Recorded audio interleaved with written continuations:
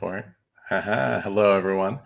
Welcome to the Mile High Sports Symposium. We are going to talk Broncos, but of course, first we're going to get into a little bit of college football season and we'll break down the 53-man final roster for the Broncos after that. So stay tuned.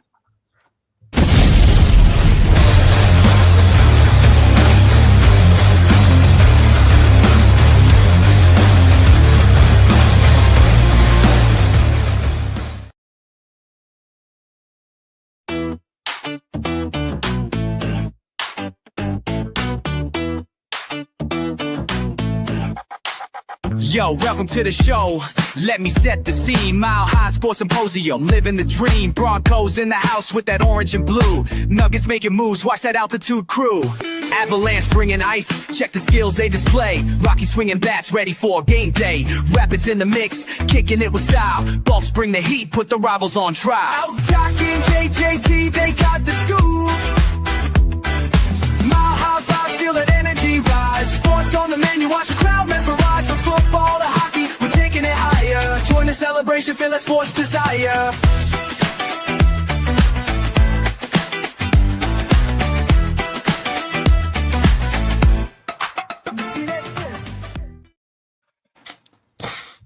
Hello, hits every time. I know, man. It's good. It's Hits good. We got a song. It's pretty dope. I'm not gonna lie. Pretty excited about it. But I'm more excited to talk to you about sports. We got a lot going on this week in particular. Some things that have happened with the Broncos. Some things that will come to pass with some college ball. But first, I want to check in with you, man. How are you doing? I'm good. It's football season. Our youngest have started flag football for two teams. I will be coaching the one that we will start tomorrow, right before I go to my softball playoffs. Nice, which is big. The daughter is in full swing of competitive soccer with the Rapids team and has done real well. So it's like normal crazy busy at the start of the year, not crazy busy. But yeah, it's good. And today the weather doesn't suck. It's been super rainy lately. It's fine if you like that kind of thing, but it's been a little much. And so today is a little humid, which is weird. But I'll take it. How about you, brother? I am good. I'm with you with the beginning of the year stuff. It does get busy for us around this time. Fortunately, though, we have Labor Day weekend coming up, and so I don't know about you, but most of our sports stuff is on the back burner for a weekend until the following weekend. So that'll be nice just to kind of chill. Yeah. I just bought a smoker. Oh, nice. Yeah. So Labor Day weekend, right? Yeah. Labor Day. It's not Memorial Day. Labor Day. Oh, that's the Marriott one. I meant the other one. Yeah. No, I'm saying. So it's I'm gonna give it a go-zy. What you gonna smoke? The weather's nice. Maybe we could pull it up or something. Yeah, it's not heavy either, so it's pretty. I can bring it over to your house. We could just figure it out. Yeah, it's plug in too. Oh, maybe some draft. We got a fantasy football draft coming out. Maybe we got some draft day smoke. Oh yeah, we got that on Sunday. Shoot. Yeah, that's good because I got a whole bunch of steaks. I got a roast. I got a whole bunch of stuff. So yeah, let's figure that out. I forgot. Yep, we got. You're hosting, so I did check the stats of our fantasy football league. So we've been doing it since 2012. Really? I am a 3-time champion. I don't want to, a little bragging, but it's the most out of anybody, which is pretty good. Reigning champion. That's true. Which with a 7-7 record, going into the playoffs, you caught fire. Okay, that's the 1 year I won too. I was like the 8th seed in the playoffs. I looked at it actually. Yeah, so the last time I won, I beat you. You were 6-7 going into the. No, we were both 6-7 going into the playoffs. That was the Josh Gordon season, and then playoff. I remember we watched it. We were at like IHOP or something, or Denny's or whatever, and like neither of us should have been there. So it was just like dope. We caught fire with trash, with trash rosters. Got carried there by two guys. You know how it is. So. Excited for that. My guy. What up, brother? So yeah, yep, fantasy football. We got the draft, and then we got real football, college football Friday. Well, I mean, we've had it already. So week I think 0 we had started. some. There's I didn't actual good watch football those. games on. So yeah, man, it's we're in full throes of it.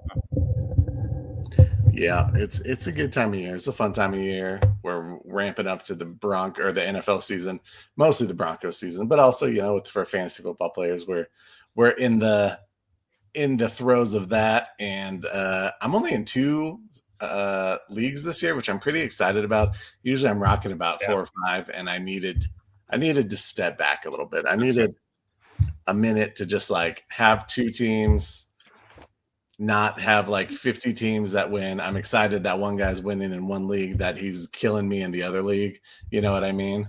Like that's always the worst feeling. Like, that's super hard, man. 3 touchdowns. It's super hard when you don't even have guys to root for anymore because you're playing yourself so many times.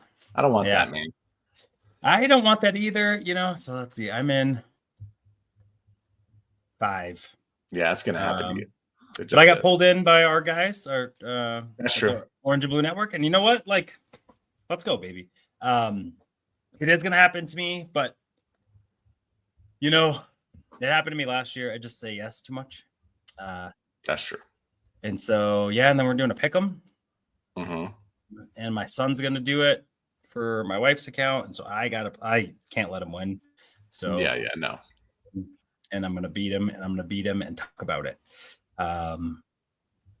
So trust me, I'm trauma informed. I do all this. I teach all this stuff. That said, I don't let my kids win at anything.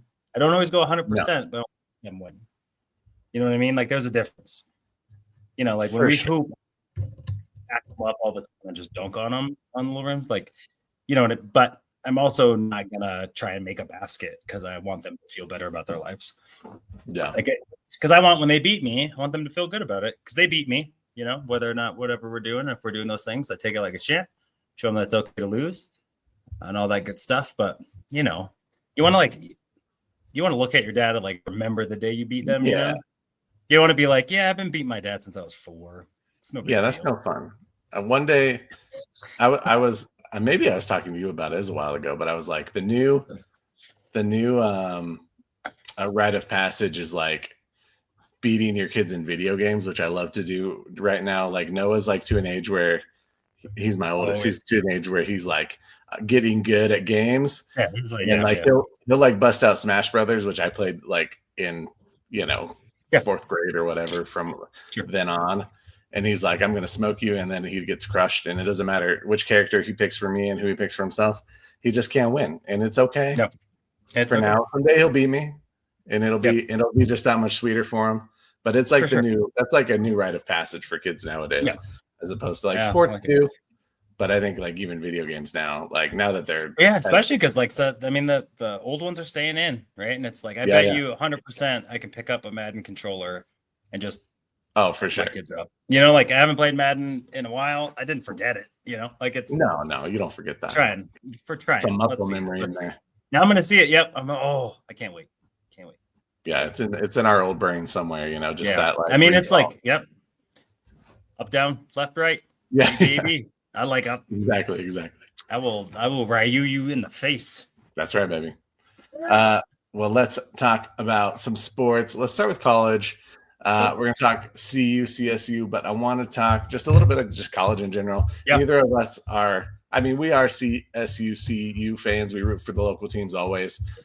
We both grew up here, but we do have other college programs that we root for. Yeah. And so I just want to kind of get your feel for what you're excited about for the new season, who you're looking forward to seeing on the field, if there's anyone that you are more excited about than others, and vice versa. We'll talk about that a little bit. Let's keep it real a little bit. So I'm a Florida State fan. I'm actually a Florida State fan because of Deion Sanders, who now is the Colorado coach. So it's like, love it. Got my old school Seminole Deion jersey from way back when. I have his jersey from Atlanta when he was like just all the things, and then the full circleness of it. It's awesome. So with that, 2 years ago, right in the high,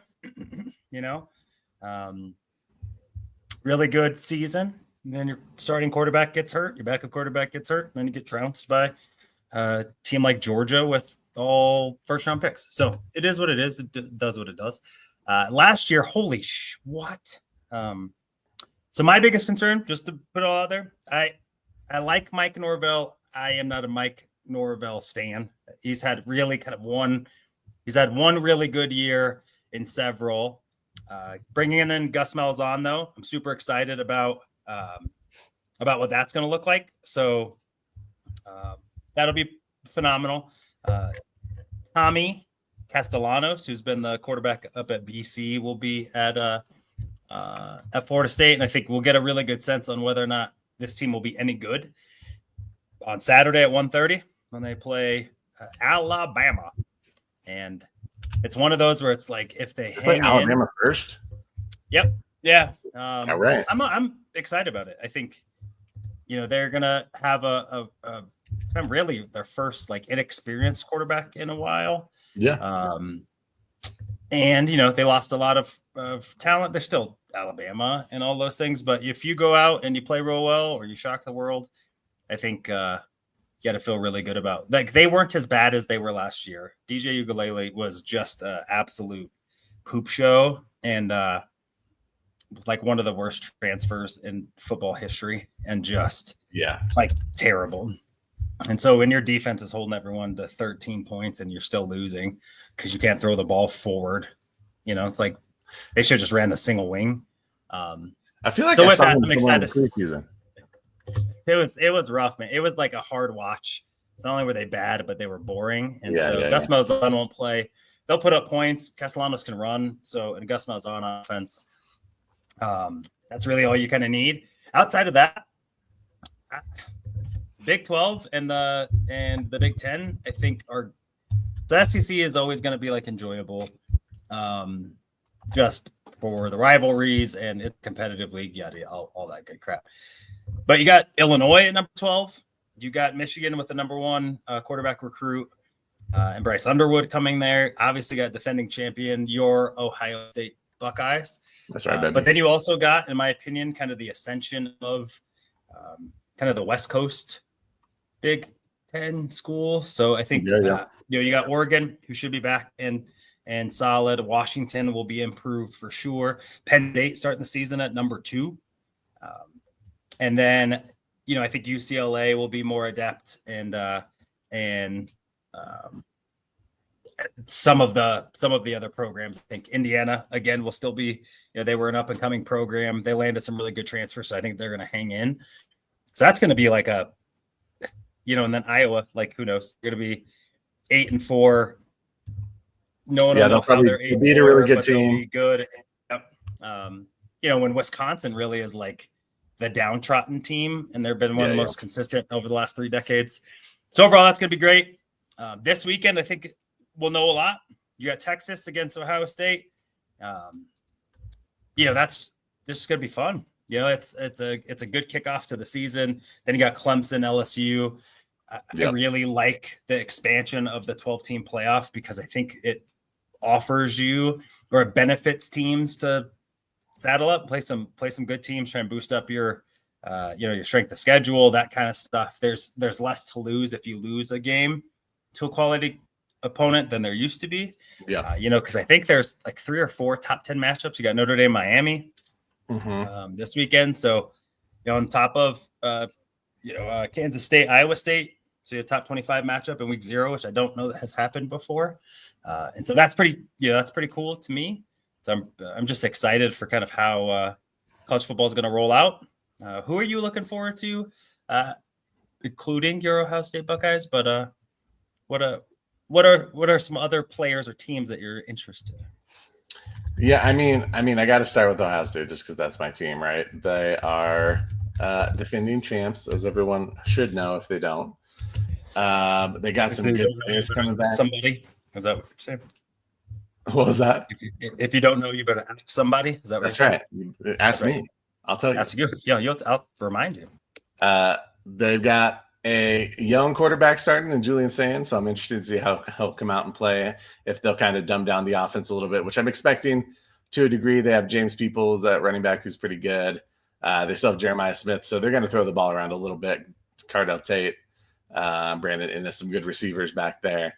So it'll be fun. And then I think like one of my favorite draft prospects going into the season, I think he's draft eligible this upcoming draft, is Caleb Downs, our free safety. And I'm excited to see how he plays, how he shows up. He was fantastic last season, so I expect him to just be better this season. I think it'll overall be a tougher season, but we'll see. Excited to see Arch, like outside of just playing Ohio State, just kind of see how he looks out there, if he's able to use his legs and his arm both effectively, which I think that he will. But he's going to be a guy that we've talked about doing some summer scouting. I think we're going to do some summer scouting of some players that are draft eligible in the upcoming year, and then really get into the draft in the new year. But we've got guys on our radar that we'll be watching. Yep. I mean, really, it's it's Andrew Luck, it's Arch Manning, and it's Peyton Manning and John Elway, right? It's like, yeah. And even I would say like Arch has way more momentum at this stage. Really, it's probably Andrew Luck and John Elway, because even Peyton, right, there was the Ryan Leaf debate. I mean, Arch Manning, if he even has a good season, I mean, Cade Klubnik will be pretty good. I think Nussmeier and LSU will be pretty good. Yeah. But just the pedigree, like it, if he has if he's the 6th best quarterback statistically, the other guys are number 1. He comes out. How is he still not number 1? Like, do you want to be the team that's like, yeah, we didn't take him, we took Cade Klubnik? Right. Clemson's had a strong history of stout quarterbacks. I mean, it's just, how do you pass up on Peyton Manning with wheels? Or right, exactly. Eli's clutch with athleticism, and even I mean, it's really like Arch Manning. So big Arch. I mean, that's who he was. He just played for the Saints, and if the Saints were good, Arch Manning probably would have been a Hall of Famer. I mean, the whole story would have been significantly different. He just played for a tough team, but had everything.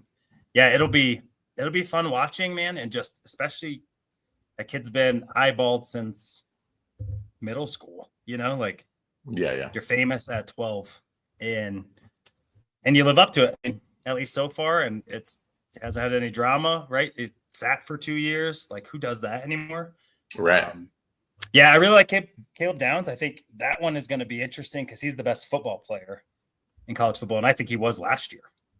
And so, Jeremiah as a safety, at safety when maybe that position has been devalued-ish, but you can see, I mean, that you can give him 10 snaps at running back or kick return, or, like all of that stuff, I think is just, it goes to the versatility of, and just the sheer impact that he's going to have. I think really excited about that. Let's go real quick to CU CSU. Yeah, let's do it. So just yesterday, Coach Prime, if you all know who that is, Deion Sanders again, named Caden Salter the Buffs starting quarterback for game 1.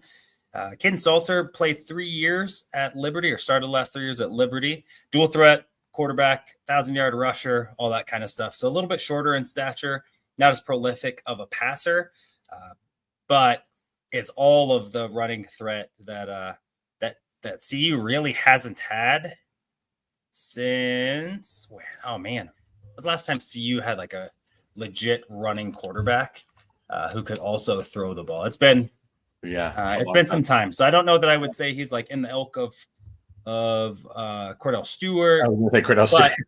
but like throwing the ball, I don't know that I would say that. But with today's offenses,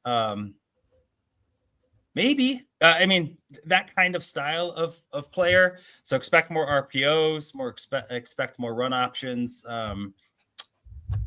And I got to think that they'll have some opportunities for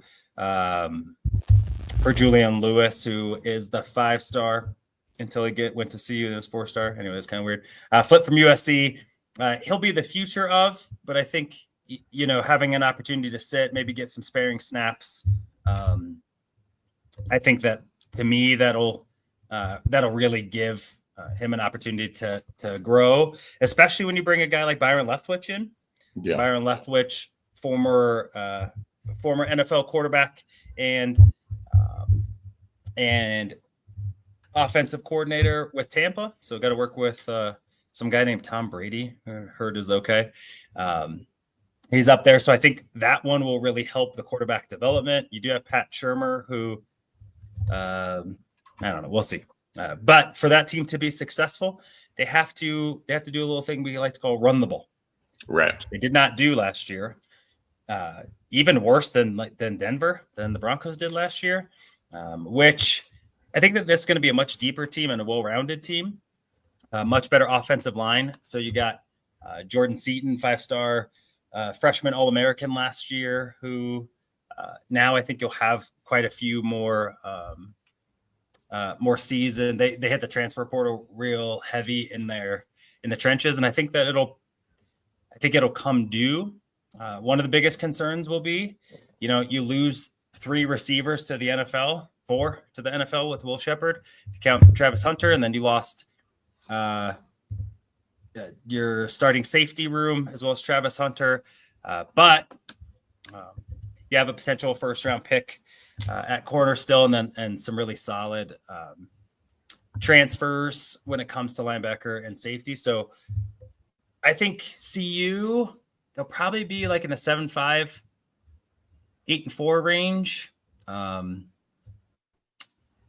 Depending on, I think Friday will be a really good indicator. So they open up against Georgia Tech. Georgia Tech is a tough football team. They beat my Florida State Seminoles out in Dublin last year, which I really think spiraled the Seminoles just because they looked past them. And I think Georgia Tech is a hard-nosed team. So I think that one's going to be a really good one, depending on how that goes. It's a pretty good quarterback too. Yeah. Yep. And it's just a well-coached team. I don't think they lost very many players, especially kind of to the draft. Haynes, their running back, is a really good player, especially catching the ball in the backfield. So something to note. And then up in Fort Collins, it was the first time, long time, that we've had really all of the Denver-ish football teams. So Air Force took a step back, but that's because they were tired from carrying the football expectations of the state for the last decade. And so, you know what? It was great to see CSU kind of back at it. So, finished with a bowl game last year, brought back a lot of their players. It'll be really interesting. They play Washington on the road on Saturday. And I think this will really be a good opportunity for this team to put a good foot forward. I think, Washington. So Carl Charlton, good cornerback from Arizona, has transferred. Kind of the old Arizona staff that had went up there last year, I think now really has probably like 60% of the roster turnover in their favor. So I think it's going to be a good football team. I think CSU has to really kind of come out. They came out really slow last year and then picked up some steam for a team that really wants to kind of remake their name in the Pac-12, the newly formed Pac-12. Again, coming out strong, I think will be super important. Got Braden Fowler Nicosi, who famously talked crap about the Buffs and then got demolished last year. But in the end, he's a good second-tier kind of quarterback, and I think he'll continue to progress. I think this is a seasoned roster. Jay Norvell is a heck of a coach, and they have some good, talented players on offense and defense. So I'm pretty excited to see where they go. They are picked to finish right behind Boise, UNLV, and San Jose State, which, Boise, yeah, for sure. UNLV, kind of up-and-coming program. And then San Jose State, which is like they just tend to be kind of a sneaky good program that produces some NFL talent. That said, I feel good about CSU. Not when they play my UNC Bears. But outside of that, I think good stuff's to come in here in our Mile High region. So, any lasting thoughts before we move on to the professional foosball, Bobby? No, not too much. I think I'm excited to watch CU, for the reasons you said. I'm excited to see Caden Salter kind of get out there, see what he's got. From a passing game perspective, I think it's something that they're going to have to develop. They're probably a much slower pace team this year than previous years. They're probably trying to slow the game down a little bit more, control the pace of the game with the run game, whether that be Salter or Welch or any of the guys in that Dallin Hayden.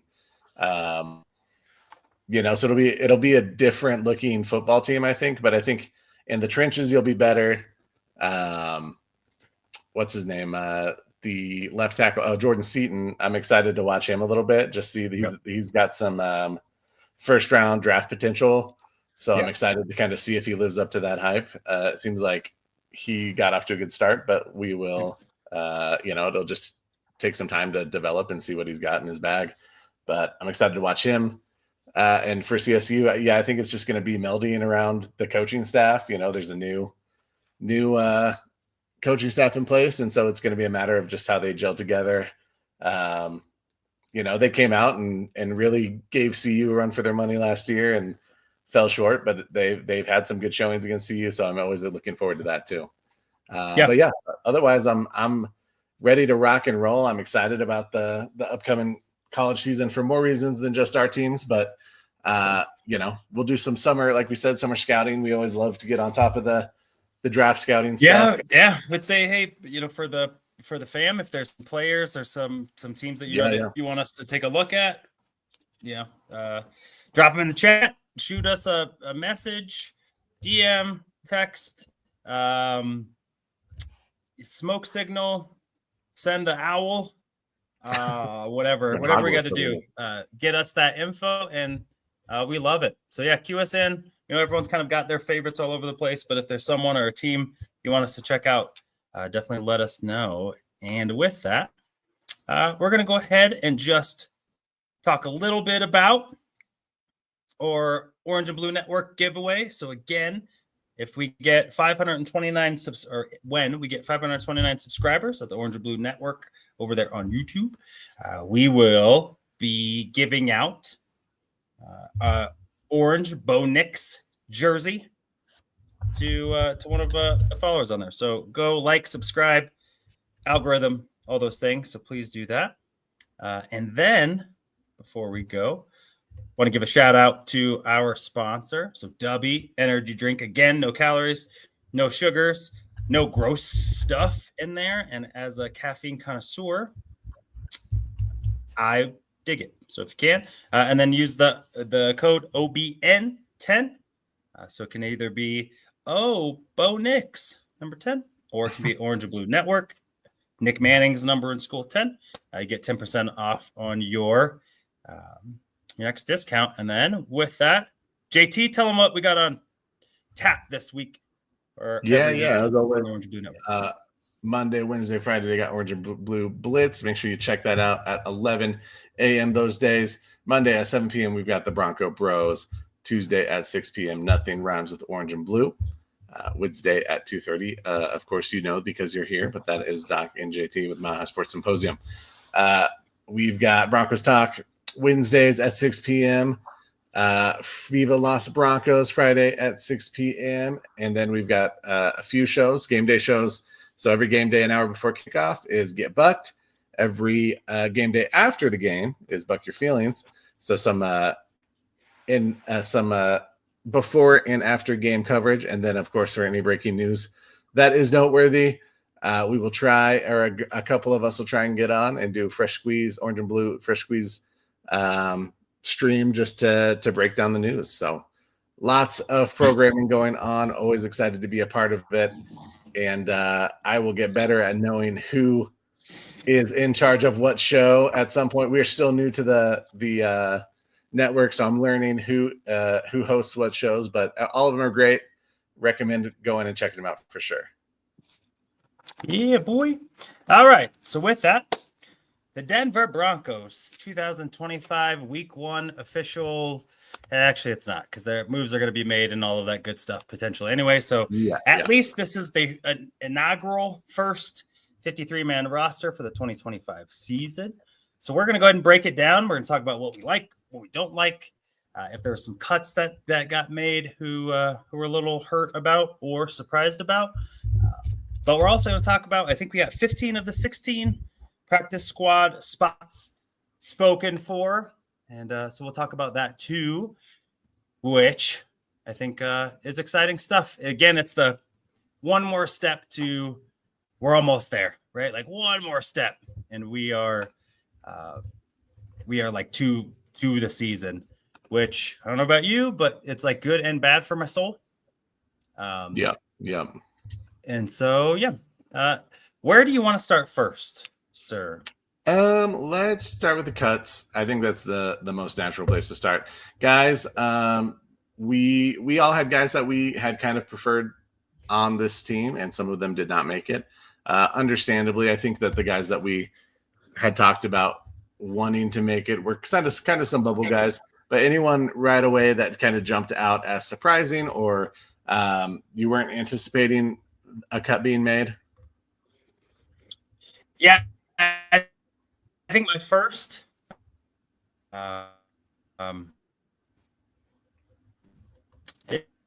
is Lavelle Bailey. I think for a team without like the linebacker position, to have Lavelle Bailey be one of those cuts, I thought was in favor of Kieran Reed, who was an undrafted rookie free agent, similar to Lavelle Bailey last year. I didn't think Reed played better than Bailey. And so, but I do know, at least word on the street from some folks who I trust to know more about the Broncos than I do. The Broncos are really worried about losing Kieran Reed to waivers, which is interesting because without the tape, so they knew something about the league, or at least feared something about the league that I did not know, or we did not know. Right. And so being able to get Bailey back, we'll talk about that. Practice squad, that one was a pretty calculated risk that I thought was pretty interesting. And then as well as I thought,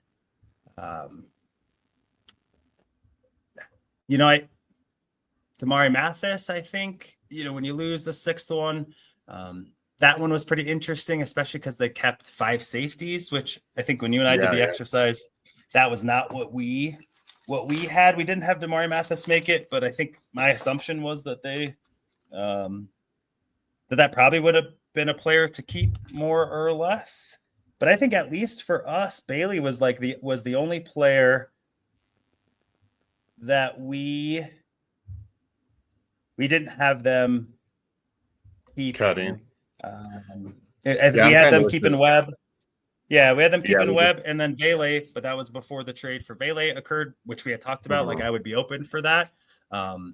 So them keeping McLaughlin, I think, was interesting. Just Blake Watson got an injury settlement. That cut, I would have kept Watson instead of McLaughlin. Right.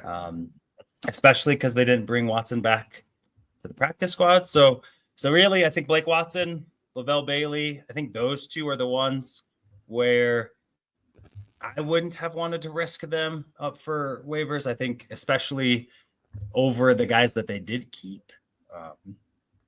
So I think with that, those are my couple. But outside of that, I think we pretty much nailed most of them. So what surprise cuts did you have? Anyone different than me, or any other thoughts? Yeah, no, nothing too shocking. I thought that there was an outside chance that maybe Courtney Jackson made the roster just based on returning skill, but I don't think he really showed as much as we were hoping in the preseason. I think especially that last game, we hadn't watched that last game when we were kind of projecting that forward, and really he kind of struggled in the return game. Yes. And he fumbled the first week. So if we even look at it just opportunities, don't put the ball on the ground, kid. Yeah. And then Blake Watson, I think, is a guy that we both like, and I was sad to see go. Yeah. Understand the situation, and honestly, to think that he was going to get like any like sizable chunk of playtime during the regular season was probably very dependent on injury, and so I am sad to see him go, but I'm not overly surprised. I did think Lavelle Bailey for us was probably the biggest one. We talked a little bit about Jordan Turner, hoping that he might stick, but he ended up not making it. And I think there was who else? I feel like there was one other player. Maybe it was. I liked. I wasn't sure if Lohner was going to make the cut or not. I felt like he was probably a practice guy squad. Turns out that in the case he didn't make the cut, but they did bring him back on practice squad, which we'll get into. But outside of that, I think it's pretty predictable. I don't think that there was anyone that I was pounding the table for that didn't make it. I am a little surprised they kept 4 running backs, but they didn't hold on to a fullback, at least not for now. So that room's pretty filled out as they had kind of planned for it to be. But yeah, we'll see kind of how that shakes out as the season goes on. But I'm glad that they held on to Bidet, and I think that room is in good shape. But yeah, I think outside of the ones, Ellinger, I think we knew was going to get cut, but a guy that really showed out in preseason. So yeah. All right. Well, let's break down. Let's go offense right now. Yeah, that's it. Let's break down the offense now. Let's go a little bit in detail as JT tries to work out his tech stuff. So let's break it down a little bit. We'll use ESPN's. We'll use ESPN's depth chart. We'll start with offense, folks, because that's fun. And maybe we even, but we'll even talk maybe about kind of the beginning of the year last year. What's the difference? How do we feel like things stack up? So obviously the first 2 quarterbacks were the same as last year. So we got to feel pretty good about that. Also, kind of going into this season versus going into last season, there was quarterback competition between Zach Wilson, Jarrett Stidham, and Bo Nix. And the beginning of the season product, first 4 games of Bo Nix season was not great. So kind of going into last season versus the feeling of going into this season, pretty significantly different. I also think Broncos country probably feels a lot better about Jarrett Stidham than this time last year. He's was the MVP of all of the preseason. And so you got to feel pretty good about that. For sure. The fact that Sam Ellinger gave up multiple 53-man roster offers as a vested veteran to come back to the Broncos practice squad, I think says a ton. One, not only about him, about what they offered, about what they're providing, and how good this team is going to be. For him to be able to do that, and the Broncos to be able to really take advantage of not carrying a third quarterback, but essentially having one on your practice squad. So feel really good about the quarterback position. Anything that you would add before we go on to the old running back room? No. I think it's exciting that Ellinger's back. I think he played well enough to be rostered somewhere, even if that is just practice squad. But I do think that he will contribute. I think he'll be a good locker room guy. Obviously, he believes in what Sean Payton and crew are dealing. So I'm excited to have him as part of this team. Let's go. All right.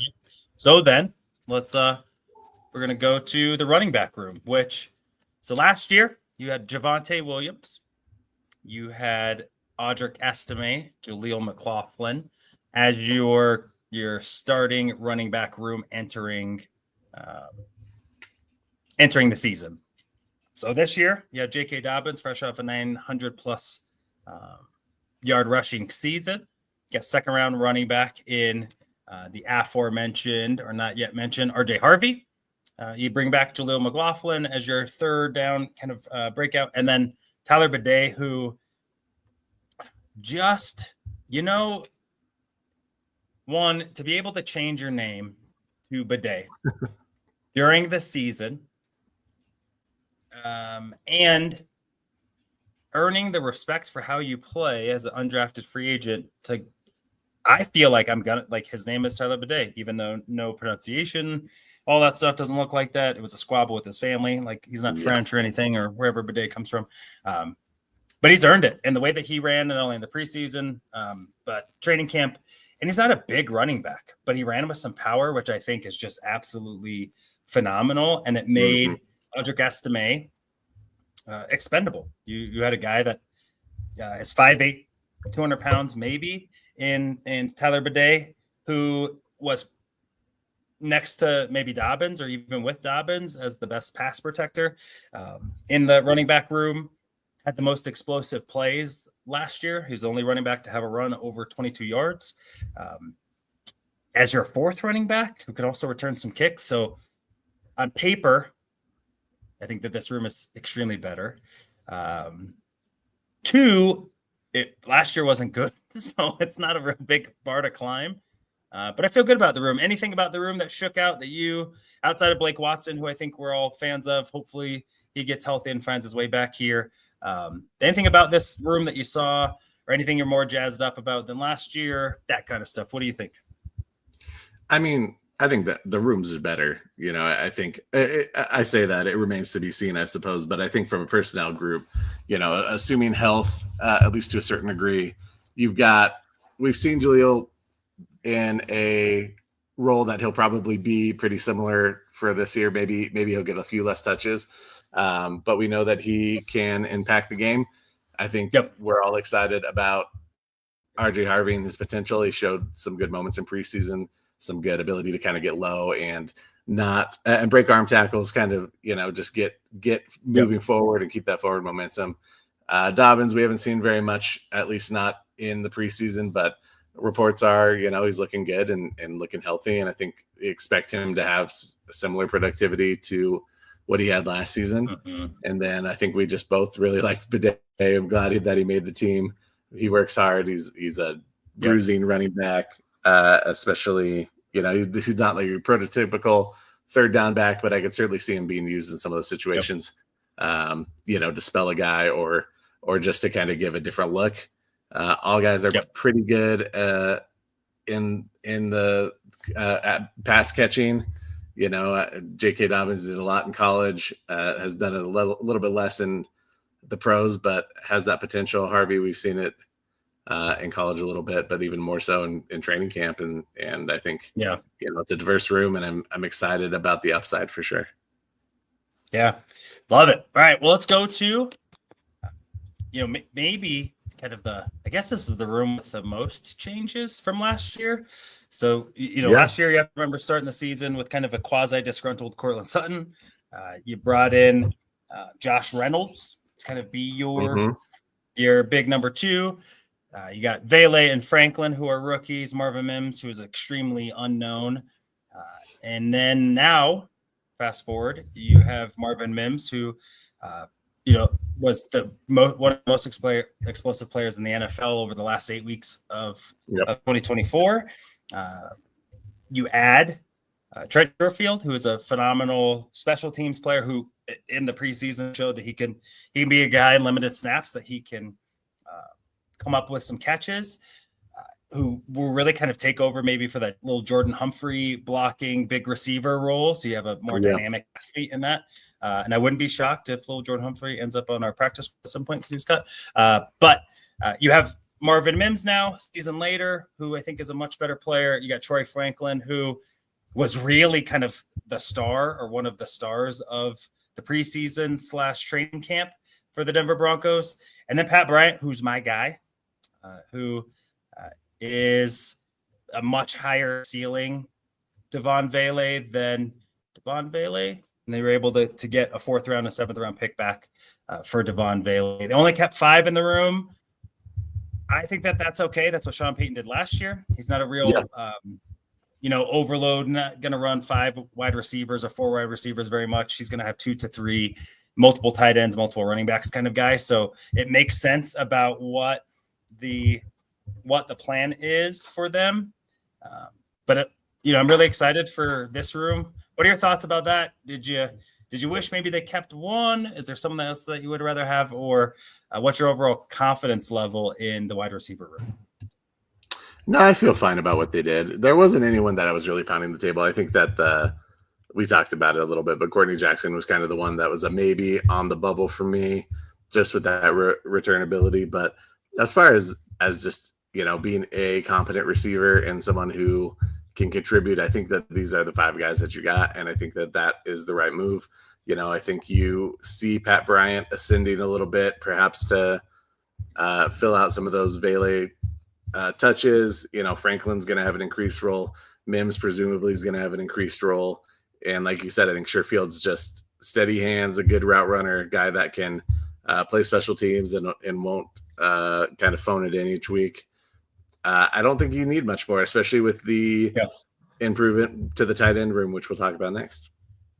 Yeah, I love it. I think for us to mention, right, so Michael Burton is out for the season in IR. Adam Prentice was brought back to the practice squad. So you kind of see tight end room. Nate Atkins is out. I think he's going to be out for a couple of weeks, so it didn't land on the short-term IR. So it is on the active roster.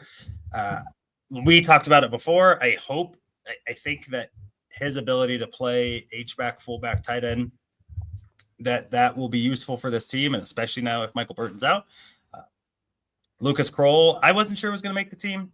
He was someone that if he did, great. If he didn't, fine. He did have a really good preseason, and especially the last 2 games, I think really showed out.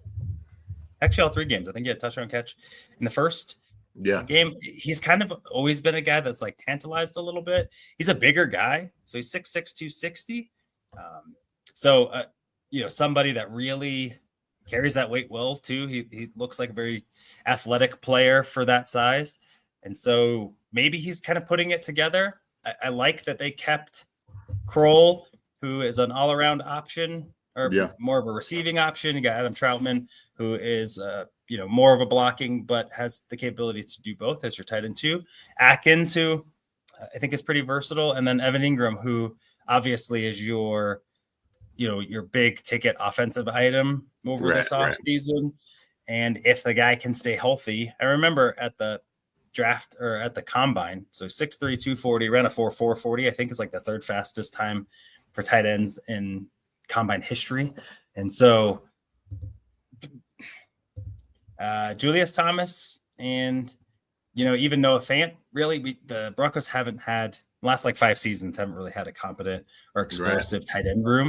And so having guys that can do a lot, I'm surprised they kept 4, but really that's because I didn't know how much they like Nate Atkins. So they like him that much that you're willing to keep him, not put him on short-term IR or anything like that. I think says a lot about their feelings of the room. What's your thoughts about the tight end room and how it shook out? I mean, we going into the season, I think the feeling is maybe that Evan Ingram's really your wide receiver 2, your second receiving option. Do you think that that's the case? I think Marvin Mims is your 2. Yep. And I think that they're confident in that with his reduced, he didn't really have a lot of plays for him, targets, but he sat out quite a bit. Yeah. I don't think that you would do that if you didn't feel good about what he had in him, especially as kind of the opportunity to be the bona fide number 2, whether or not he'll stay there or really that matters. Cause I think you and I both agreed that really Evan Ingram is your number 2. And we saw Cortland Sutton's connection with Bo Nix this past weekend is still alive and strong. I want someone to look at me like Bo Nix looks at Cortland Sutton. And so with that, that's why I feel really good about Evan Ingram and what he's probably going to produce from a fantasy football perspective as well. He's going to be a high volume guy, I think. For sure. Tight end room is good. I mean, I think you've got guys that can do a little bit of everything. Like you said, you can line up Atkins in the backfield.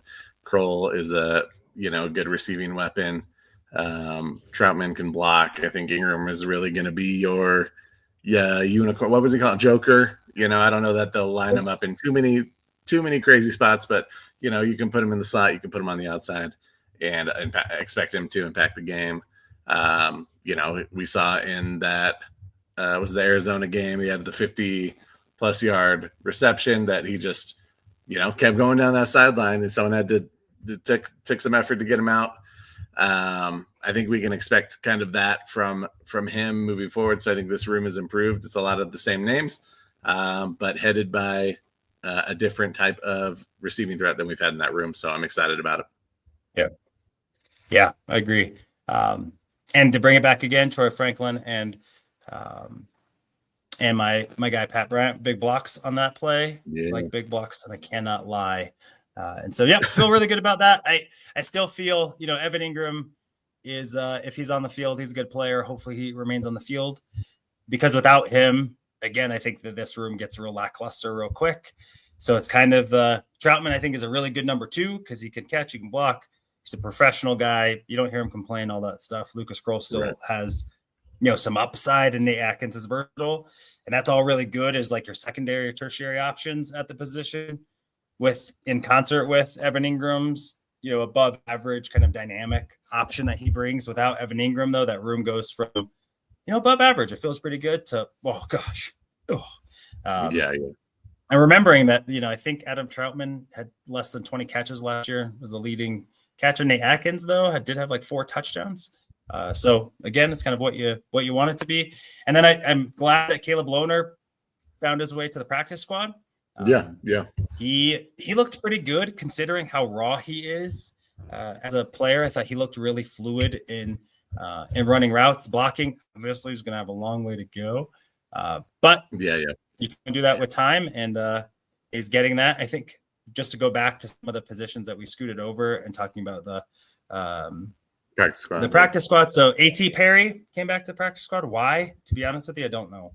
I'm not sure either. I think A.T. Perry, like the infatuation of A.T. Perry and like what he could be, and not bringing back some of the guys like we talked about. I think that there were other high upside receivers that were on the roster that they could have brought back.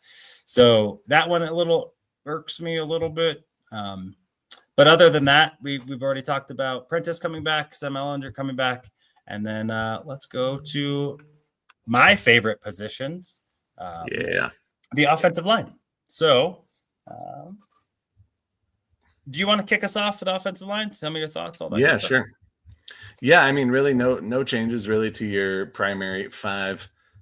You got Bulls and McClinchy at your tackles. You've got Miners and Powers, right and left guard, and Wattenberg. Those were your starters last year. They did a fantastic job. Expecting and hoping for the same this year. Palczewski held on. We expected that. We did predict that. Pert was a guy that we felt pretty confident would stick around just for some depth and some consistency. And we talked about Forsyth being also on that 53-man in our prediction. Just, someone else who can play center, you can potentially have him play at the guard positions. So Gargiulio is, I never ended up seeing how long he'll be at. Is it a full season? Yeah. Yep. Yeah. So he's out for the season. It was an ACL. Yeah. Yeah. So that is a bummer, but I'm glad that they retained him. I think he's a good player. They're a guy that they're looking forward to. And then I think everyone was excited about Frank Crum and the little crumbs that the massive interest apparently. Yeah. Apparently 3 different teams called about him. Drummed up the most trade calls. Who would have thunk? Yeah. So I hadn't been paying that close attention. I didn't get to go to training camp this year. I do like his upside, and I'm excited that he made the cut, and we'll get some live snaps potentially at some point, even if it's in garbage time, something like that, just to get him out there and in the meeting rooms with the starting offensive line. I think is going to be good for his production. Yeah, and Zach Street, the Broncos offensive line coach, is already kind of one of the best in the business. Yeah. They felt really good about their tackles because they didn't keep any tackles on there, bringing back in the practice squad. So they brought back Calvin Throckmorton as a practice squad player, and then Joseph Michalski, center/guard from Oklahoma State. So undersized prospect, plays with a good feel for his assignments, good first step. So he's on the practice squad. But both those guys are interior offensive linemen. And so you got Crum, you got Pert, you got Palszewski can help and play inside guard a little bit. But then you feel really good kind of about your 5 deep at tackle. And Palszewski and Crum already being your developmental guys, you don't really need to carry that on the practice squad. So I like it. I like the group. I thought Ben Powers, though, has played not great, especially as we look at some of the opportunities to get to the wide zone. He's not built for that. He is a mauler. So it'll be really interesting to see how they continue to mix it up to get some consistency in the run game. That's true. Because, if not, it's hard because they restructured his deal, but I would assume if he doesn't play real well this season, it's probably his last one in Denver. And then you're looking at Wattenberg probably playing his last season. If their MO continues of not paying centers, especially when you have Forsyth in the queue, or Julio coming back, and then you have Malszewski, who you might like, and drafting, you can get starting centers anywhere in the draft, really. And so having that being an option, it's obviously a position that you could pay less for in free agency. So, but I like it. I think it's a deep enough room. I am worried about the run blocking right now, or the run game. I think for this team to really compete for a championship, which is the objective, the goal, the vision, the expectation, they have to be able to run the football. And we didn't see it much in preseason. And so, week 1 against Tennessee, I'm going to be really looking for, if they block it for 3, are we getting 5? Are they blocking it for 5 and we're able to get 7? What's the push look like? Because that's where this team is supposed to shine. And I haven't really seen it yet, at least this early in the phase. So let's transition to defense, because we know defense travels and defense wins championships. That's what they say. Really like what they have up front. I'm surprised they kept 7. So yeah, me too. We had a Razarike missing the cut just because we didn't think they'd keep 7. But we did say if they ran heavy, if they traded Devon Vele, that this would be a group that we probably would carry one. So kudos to us for being awesome and smart. But I think when we did this, that was essentially our group, with the Razarike being the last man out, but we could have him in. Really like what they did last year. I expect them to be even better with some ascension or the addition of Savion Jones. Jordan Jackson continuing to get a little bit better. And then Razarike having a full offseason with his team for the first time, long time. And then, you got Zach Allen paid, Juju Jones paid. John Franklin Myers won't get paid, but he's going to play like a bad hell so that he can get paid. So this is probably my favorite group on the team. I think if I were to look at it with it, which I think says a lot for how deep that this team is, for how good I think this group will be. Yeah, no, I agree. I like the room. I mean, we liked it last year, but another year of continuity. Like you said, Jones and Allen both getting paid, so they've got that settled. They can just focus on wrecking quarterbacks. Franklin Myers has got maybe a little bit of a chip on his shoulder, so he may end up, like you said, playing with his hair on fire a little bit. I think that could be good. We'll end up seeing what happens with that contract situation. I'm not sure that it'll get done, but excited about the depth. I like Jordan Jackson. I like Savion Jones. Malcolm Roach is a great, just rotational guy to have in there. Razarike, I want to see more from, but obviously they need some big bodies in there, and he definitely fits the bill. So I think they're primed to kind of jump off where they left off last year. And I am optimistic for sure about this group.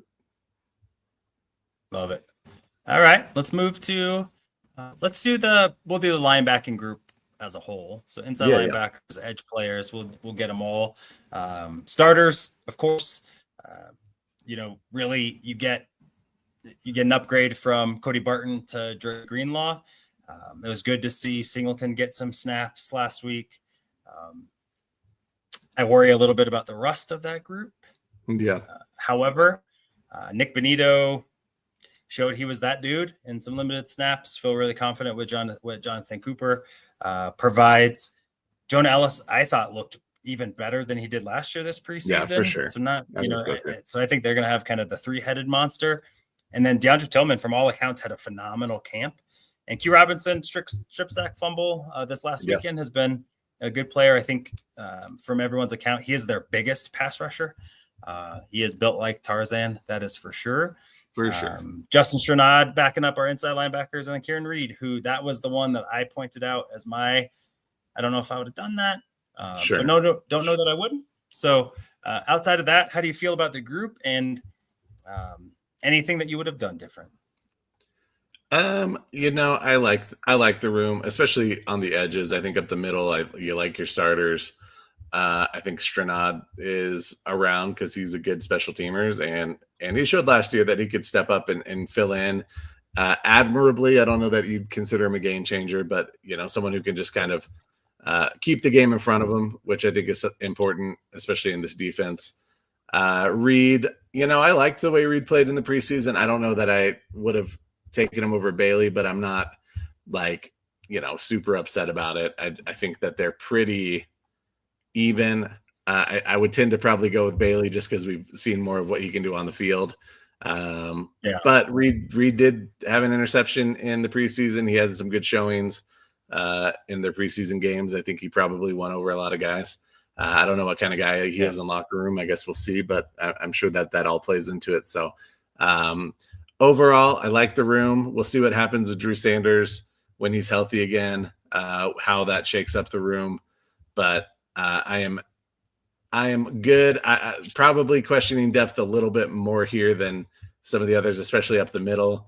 But also, I don't know that it's, in today's day and age, middle linebackers are probably not where you want to spend the focus of your attention as far as, value and importance to the team.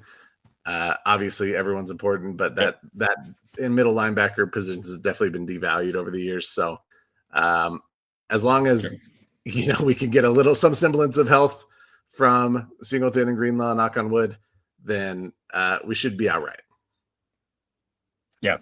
I think what Reed offers is, at least at this point in time, pretty athletic in coverage. So he's 6 foot 230, pretty fluid athlete. I think he's going to be really good on special teams. And I think that's probably what they would bring. He was a guy that was all conference most of the times he played. He missed a lot of time last season, but in 2022, 2023 was an all Pac-12 selection, team captain. So it kind of fits the team mold.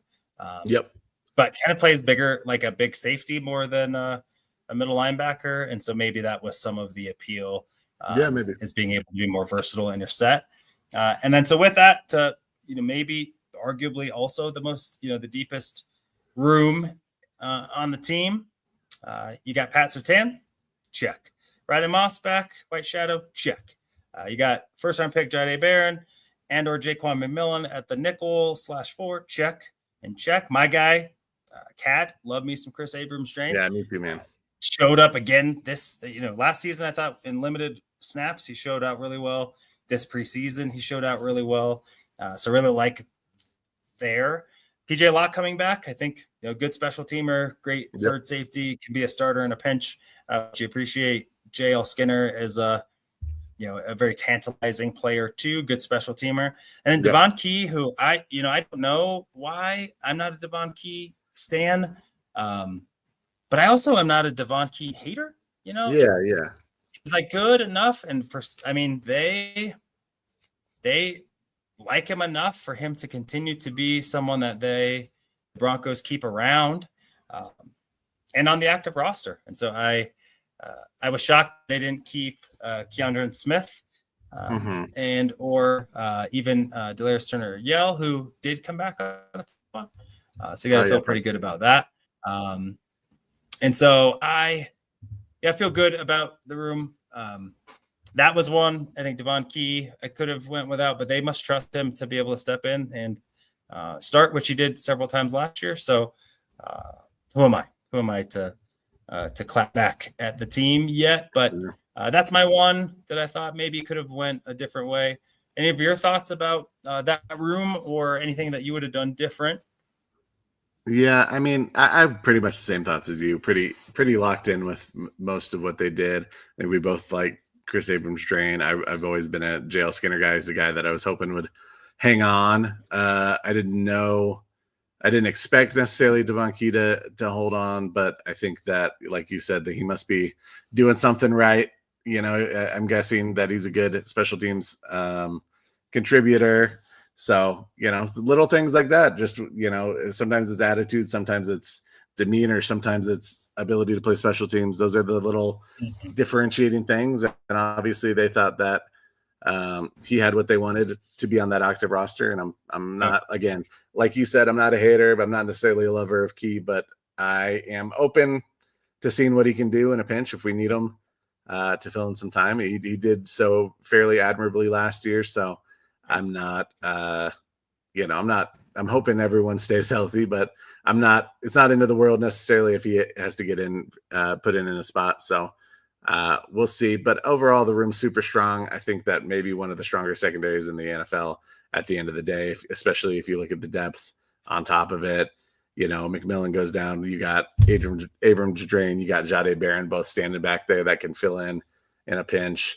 You got guys who can tackle. You got guys who are playmakers. Like you've got the full spectrum. I mean, even if I don't expect JL Skinner to get on the field necessarily, but even if so, it comes downhill, is physical, can create turnovers, like guys that you want to see. Has that size that you can't teach. Exactly. And so I'm excited about this room. I think that this is probably the strongest, outside of maybe the defensive line group, probably the strongest group of the entire roster. Yep. Yeah. So love it. Hopefully you all enjoyed your time with us. Ran a little bit over. Our apologies. Actually, not really. Talking about the Broncos and some sports. I think it's fun. So with that, I'll kick it over to you, JT, to sign us out. For sure. Yeah. Apologies. Something's going on with one of my drivers on my computer. So my camera kept freezing and giving me an error report. So I'll work on that in the meantime. But thank you for being here. We appreciate you. Be kind to one another. Be safe out there. And if you need a sports prescription, ask a doctor. Yeah. From football to hockey, we're taking it higher. Join the celebration, feel that sports desire.